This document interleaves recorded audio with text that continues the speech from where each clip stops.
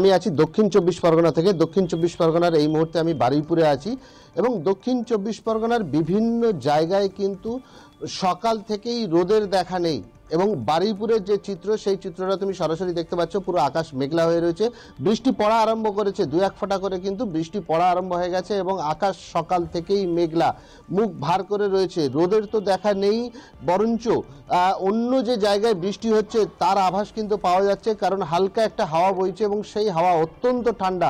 শীতকালে উত্তরে হাওয়া যেমন ঠান্ডা হয় তেমনই কিন্তু এই সময় যে হাওয়াটা বইছে এই সময়ের হাওয়াটাও কিন্তু যথেষ্ট পরিমাণে ঠান্ডা এবং পুরো দক্ষিণ চব্বিশ পরগনা জুড়েই কিন্তু বেশিরভাগ জায়গাতেই সকাল থেকে রোদের দেখা পাওয়া যায়নি এবং গুড়ি গুড়ি যে বৃষ্টি, সেই বৃষ্টি আরম্ভ হয়ে গেছে। আকাশ ডাকছে, আকাশের যে গোমরানো আওয়াজ, সেই আওয়াজ পাওয়া যাচ্ছে।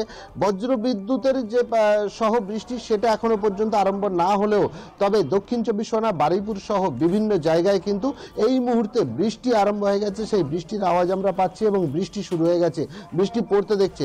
হঠাৎ করে এই যে আবহাওয়ার পরিবর্তন, এই আবহাওয়ার পরিবর্তনে কিন্তু মানুষ যথেষ্ট ভীত হয়ে রয়েছে, কারণ ঠান্ডা ছিল, গরম আসছিল, কিন্তু বেশ গরম পড়ে গেছিল এবং তারপরেই হঠাৎ করে এই যে আবহাওয়ার পরিবর্তন, বৃষ্টি, এই যে জলবায়ুর পরিবর্তন, এতে শরীর খারাপের সম্ভাবনা কিন্তু আশঙ্কা করছে সাধারণ মানুষ প্রচুর পরিমাণে।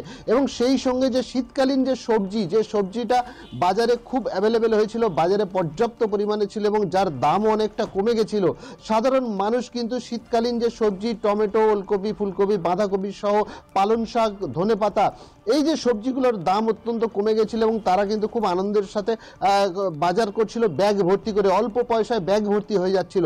এই বৃষ্টির পরে কিন্তু যেমন চাষিরাও সিঁদুরে মেঘ দেখছে, তেমন সাধারণ মানুষরাও তারাও অনুমান করছেন যে বৃষ্টি শুরু হচ্ছে, এই বৃষ্টি যদি আগামী রবিবার পর্যন্ত আবহাওয়া দপ্তরের পূর্বাভাস অনুযায়ী চলে, তাহলে মাঠে থাকা যে সবজিগুলো আছে, শীতকালীন সবজি, সেই সবজি কিন্তু প্রচুর পরিমাণে নষ্ট হয়ে যাবে।